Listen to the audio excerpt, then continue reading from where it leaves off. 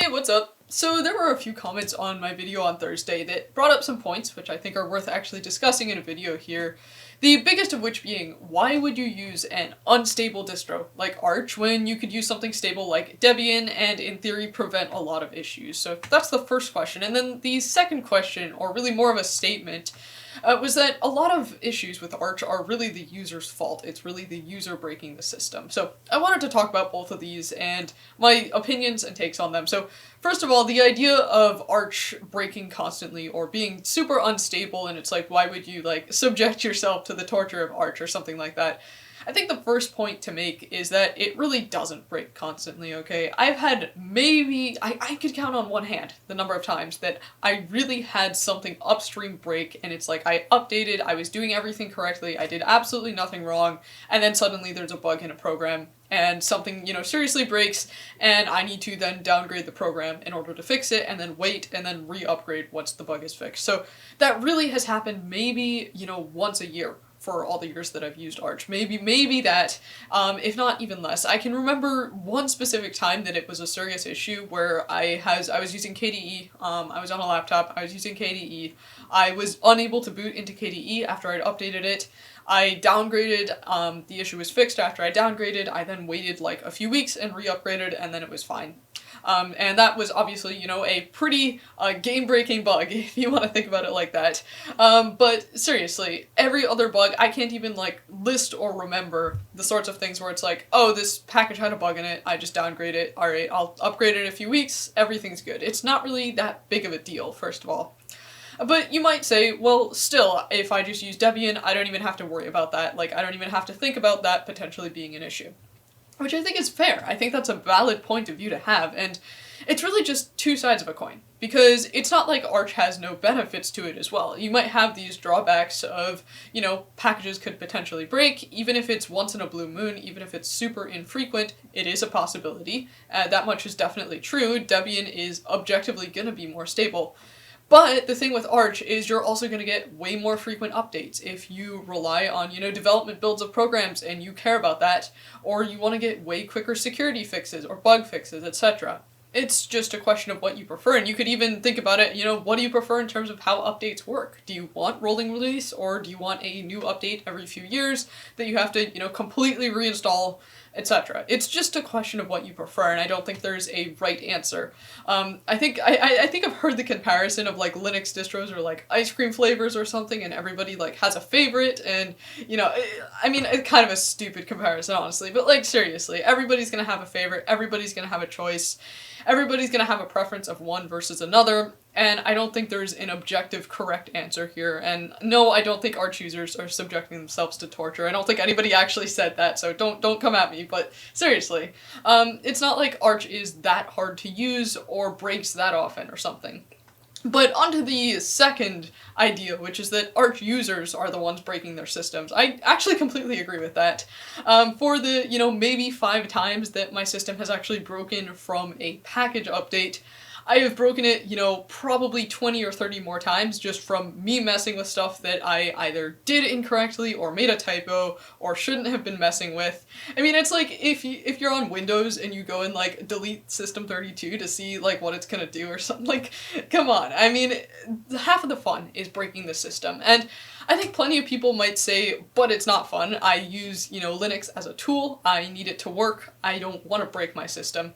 And that's perfectly fine, but some of us do. I personally think, every time you break something, you have this opportunity to learn from fixing it. I don't know if any of you have ever broken electronics specifically, or not broken, but taken them apart specifically so that you can put it back together, so that you can learn, how the insides work. It's a great way to learn something. If you're taking apart, computers to put them back together, or you're taking apart your Linux distro to put it back together, essentially. You have, so much opportunity to learn from making mistakes and breaking things, and I think that's fun, personally. And one of the biggest things I've done to my system by accident was just a plain old typo. I managed to change my entire root file system to permission 777 because I was trying to change a singular file in order to run it. I, typed out sudo chmod plus 777, and then I, was trying to tab in the name of the file, and I somehow either mistabbed it or made a typo somewhere, and I pressed enter, and then it just started like scrolling down all the files it was changing, and I realized, oh shoot, this is operating on my root file system, this is getting every single file. And, you know, I pressed like Control C, but the damage had been done, and I at first was thinking, okay, maybe I can go back and figure out exactly what was changed, and like go through, change all these directories, because this had happened like 8 p.m. on like a weekday, and I had to use my computer for work the next morning, and like I was kind of freaking out, honestly. Like, I don't know if any of you have like ever done something seriously bad to a system, but you have this moment of like dread of like, oh shoot, I really just did that.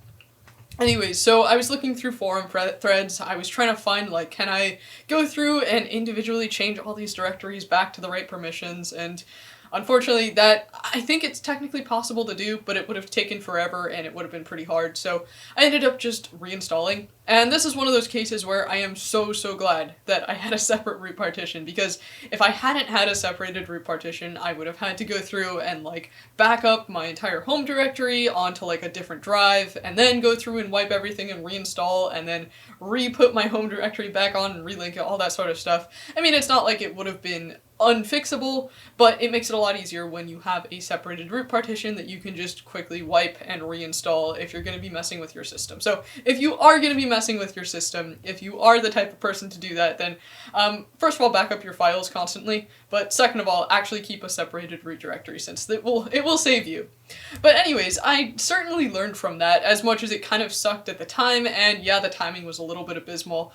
I did learn from it. I learned more about, you know, my file system, I learned about permissions, I learned not to make, no, I'm just kidding, I didn't learn not to make typos. I still make typos constantly, so I'll probably do something like that again at some point, and you know what, maybe this time around I'll make a video out of accidentally doing something like that.